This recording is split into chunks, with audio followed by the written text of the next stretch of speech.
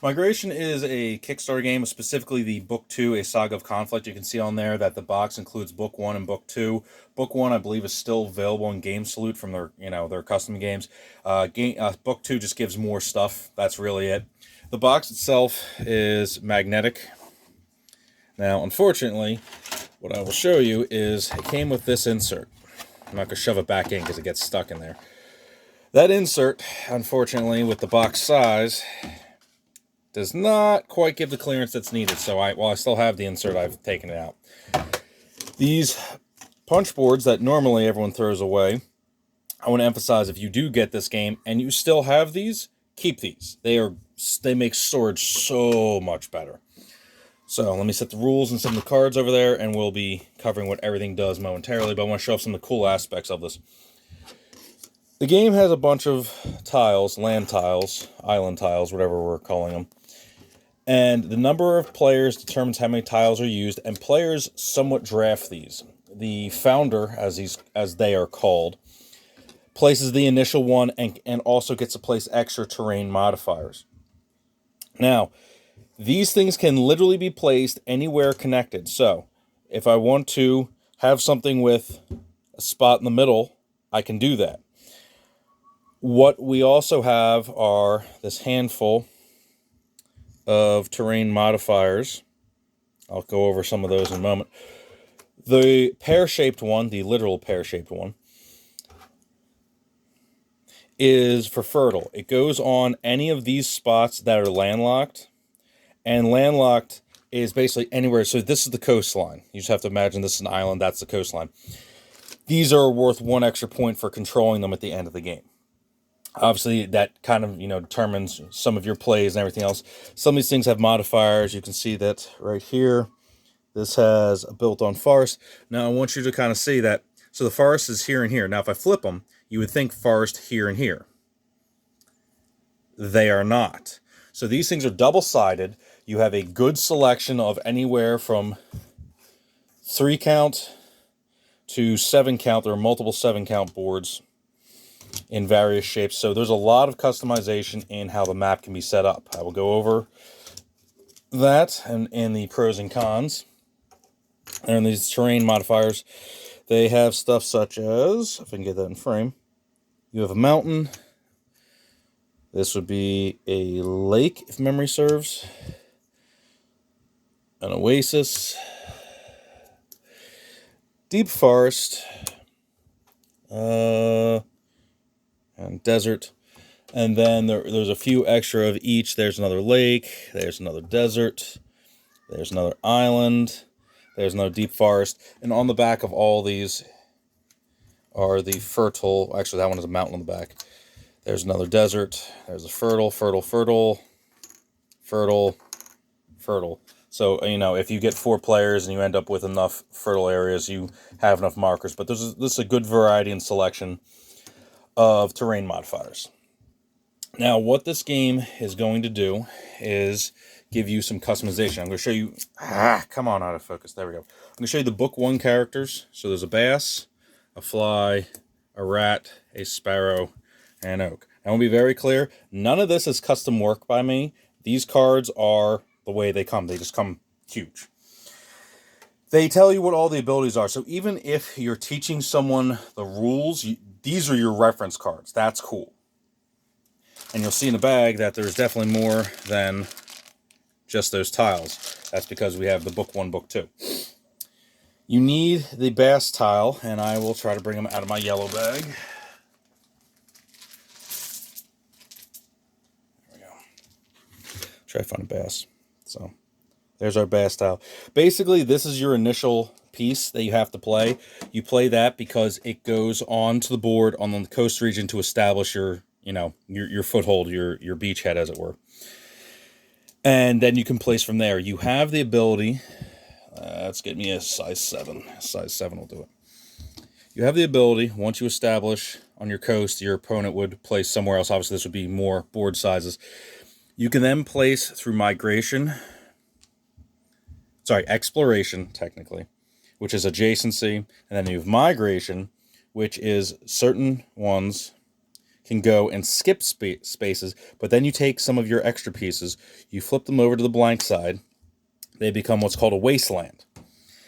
Now that wasteland, interestingly enough, it burns one of your pieces, but it allows you to expand further than just one over, so more than just checkers. It allows you to have almost chess-like movement.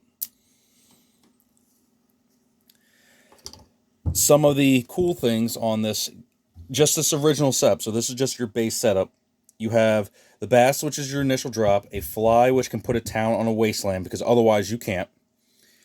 Rats that are worth 2 points, so obviously that's how you get some extra points. Towns are normally worth 1. The Sparrow, which can fly, migrate over other towns, and as it were to go over them, you'd actually put wastelands on those towns, so you can actually shut down your opponent's towns. That's something you actually have to worry about. So it's a key strategy to playing with Sparrow. And then the Oak says at the beginning of your turn, you may move your Pioneer Spirit from anywhere to your Oak town. Now, that, of course, and ask, well, what the heck is a Pioneer Spirit? That's not a term that's used a lot. Each color has a little glass bead. Basically, that's your most recently expanded town, expanded to town, and you have to expand from that location. If, using, say, the Sparrow, you take out their Pioneer Spirit and they don't have an Oak, you might actually shut them out of a game, and that's something players have to be very aware of in how things go. Now, when we go into Book 2, we get the Wolf, which is sort of like a modified Bass. They can be placed without the Pioneer Spirit, but only to forests, which is cool. So you're getting these extra rolls by being in Book 2. You have a Wolf, Jackal, Cactus, Lizard, Poison Oak. And they all give various things like, these guys can be placed without Pioneer Spirit on the forest. If 2 of them are next to an opponent town, you'll flip it. This one is worth a point for if it's next to Wastelands. Opponents can't place next to the Skunk as long as it has its Pioneering Spirit. This Cactus lowers the value of all surrounding towns, and the Pioneering Spirit jumps back. Lizard basically can flip it over to a Wasteland and play one more. That can kind of be important if you're trying to close out a game. Poison Oak, at the end of your turn, remove all Pioneer Spirits from any of the adjacent towns. That's also important. So this has, your typical abstract feel. You see on the back, they have, somewhat little bit of a hint on how to kind of do some of these things, which is nice. Now you're going to see you have way more pieces than you kind of would expect in multiples. I think only the Cactus and the Oak, maybe Poison Oak, are single pieces. I'm looking. So Wolf, Wolf, Wolf. Oh no, there are 2 Oaks. Look at that. Because there's your Poison. So the Poison, there's a 1 count, and the Cactus is somewhere in there. There's the Cactus. It's a 1 of. Anyway, the rest of them you have like 2 of and stuff like that. There is a pseudo-draft aspect. If you're not teaching the game or if you want to play something a little more advanced, you take 12 of these tokens. Obviously, correlating cards will be set out for reference, and you play this game. So you were already hitting another customization aspect. That's cool. I'll cover in a sec why. It's a double-edged sword on that. Further customization. And yes, I know, there's more again. There are a stack, obviously in sleeves, of these age cards. 1, 2, 3, 4, 5, 6, 7, 8. And these are player references. No, they're just blanks. 8 age cards. Now, these are full game modifiers. Something as simple as players may now establish towns by migrating. So it shuts off basically the Sparrow, and you can go from there. You can establish by expansion, which means you have to migrate. And then these things get a little more complicated. I'm just kind of going through them quickly just because this is more complicated than I really want to get into. They are good, don't get me wrong, but they are big game modifiers. It's almost like, when you play certain some of those gamer versions of chess and you're looking at just random stuff and you have no idea how things are working.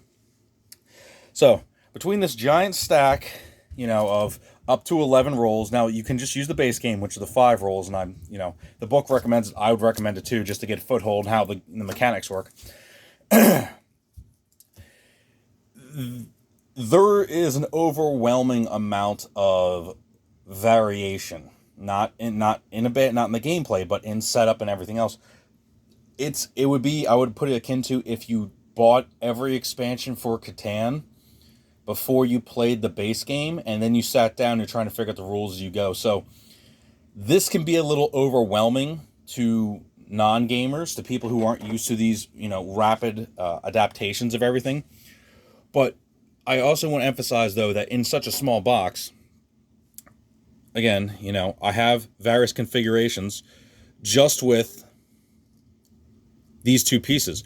The moment you start adding the ability to flip and reposition everything else, now obviously I'm just talking like a 2-player game right there, you have a very, very variable board. That's awesome. You have a variable way of these pieces going out. That too is awesome. There are variations on how to play in the back of the book. More awesome. So there's many ways where this game kind of can be adaptive if you're willing to give it the time.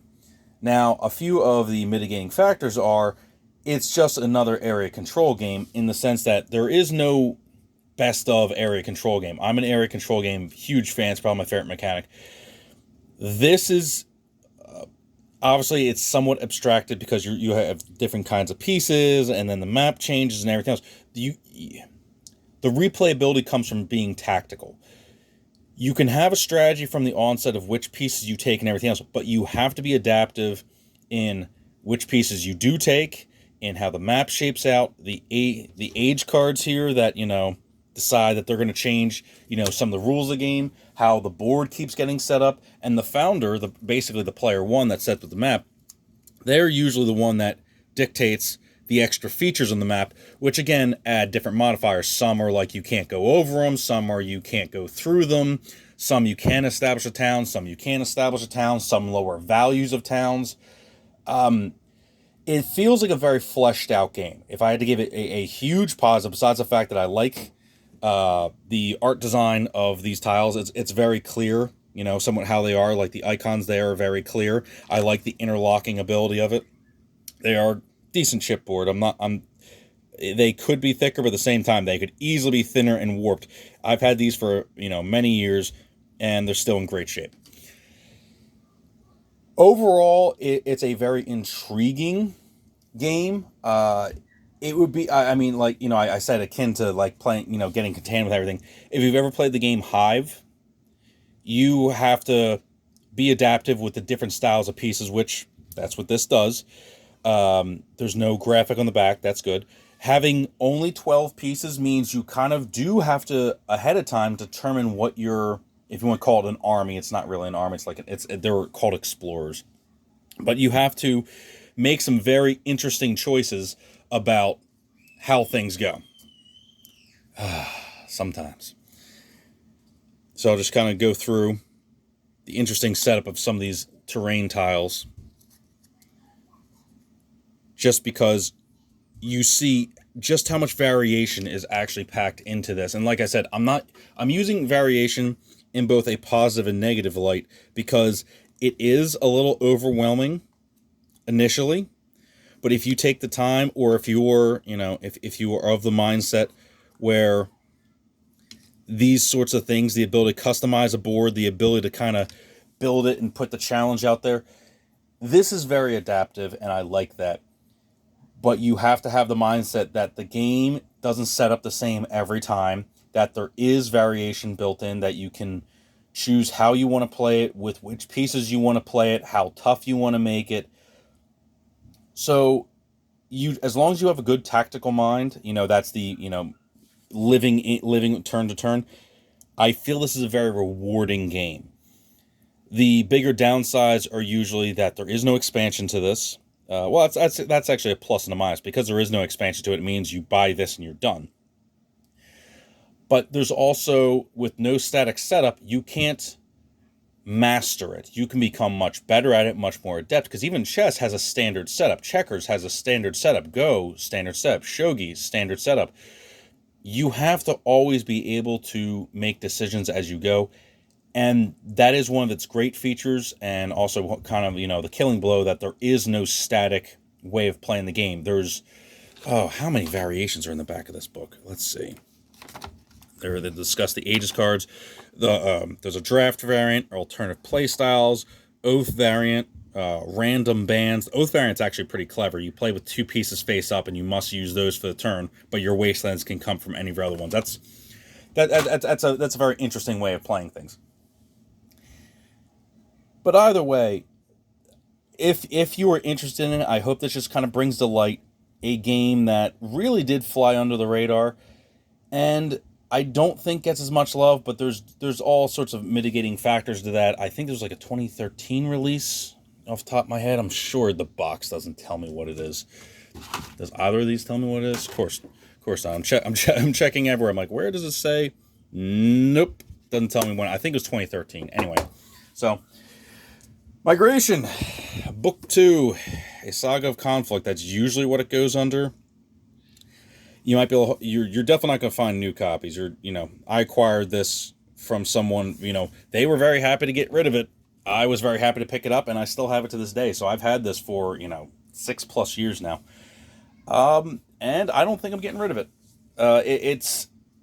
It takes area control and makes it so much more flexible. I mean, there aren't many people I know that I can play it with, but when I do play it, it's a very good game.